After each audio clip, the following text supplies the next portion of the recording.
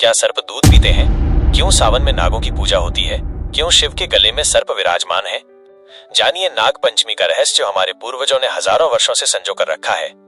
शिव के गले में सर्प ये दिखाता है कि महादेव ने जीवन, मृत्यु, विष, अमृत, भय और निर्भयता सभी को समभाव से स्वीकार किया है। वे केवल देव नहीं, योग के आदि स्रोत हैं। उन्होंने अपने भीतर के सर्प यानी कुंडलिनी शक्ति को जागृत कर आत्मज्ञान प्राप्त किया है।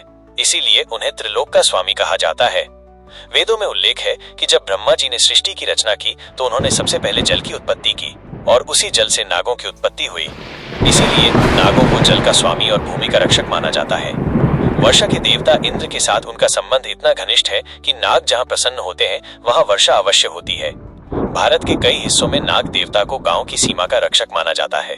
कर्नाटक, महाराष्ट्र, असम, ओडिशा और उत्तर प्रदेश में नाग देवता के प्राचीन मंदिर आज भी लाखों श्रद्धालुओं की आस्था का केंद्र हैं।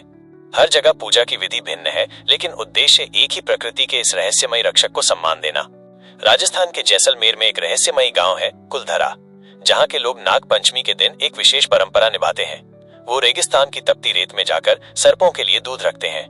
कहते हैं कि जब 1985 में भीषण अकाल पड़ा था, तब एक किसान ने नाग पंचमी के दिन मंदिर के सामने दूध का कटोरा रखा।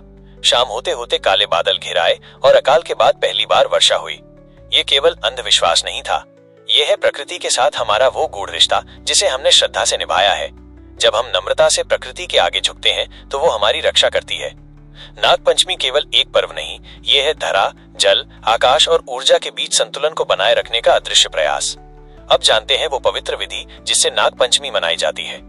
प्रातः काल स्नान करके स्वच्छ वस्त्र पहनकर घर के पवित्र स्थान पर नाग की मूर्ति या चित्र स्थापित किया जाता है। फिर दूध, फूल, रोली और चावल से पूजन किया जाता है। कुछ स्थानों पर विशेष मंत्रों का जाप भी किया जाता है, जैसे ओम नमो भगवते वासुकेशाय नमः, ओम फणिना पतये नमः, ओम नागेंद्राय नमः। परंतु एक अत्यंत महत्वपूर्ण बात, जीवित सर्पों को दूध पिलाना उनके लिए हानिकारक है। सर्प दूध पीते ही नहीं, ये केवल एक भ्रम है। सांपों का पाचन तंत्र दूध को स्वीकार नहीं कर सकता और इससे उनकी मृत्यु तक हो सकती है। हमें केवल मूर्ति को दूध अर्पित करना चाहिए, जीवित सर्पों को नहीं। दूध अर्पण का अर्थ है हमारे भीतर की मातृभावना को जगाना। फूल चढ़ाने का अर्थ है हमारे कर्मों की सुगंध फैलाना। रोली लगाने का अर्थ है हमारे भीतर की चेतना और शक्ति को जागृत करना। इस दिन उपवास रखना चाहिए और भूमि की खुदाई से बचना चाहिए, क्योंकि मान्यता है कि नाग शक्ति इस दिन पृथ्वी में अत्यंत जागृत और सक्रिय रहती है। भूमि में छेड़छाड़ करना उन्हें क्रोधित कर सकता है। कुछ परिवार इस दिन मिट्टी के सांप बनाकर भी पूजा करते हैं, ताकि न तो जीव को कष्ट हो और न प्रकृति से टकराव हो। ये छोटे प्रतीकात्मक रूप हमारे संस्कारों और संवेदनाओं को बनाए रखते हैं। आज जब दुनिया पर्यावरण संकट से जूझ रही है, नाग पंचमी हमें याद दिलाती है कि सर्प हमारे शत्रु नहीं, संतुलन के संरक्षक हैं। उनका सम्मान हमारी धरती का सम्मान है। आप सभी को नाग पंचमी की अनंत शुभकामनाएं।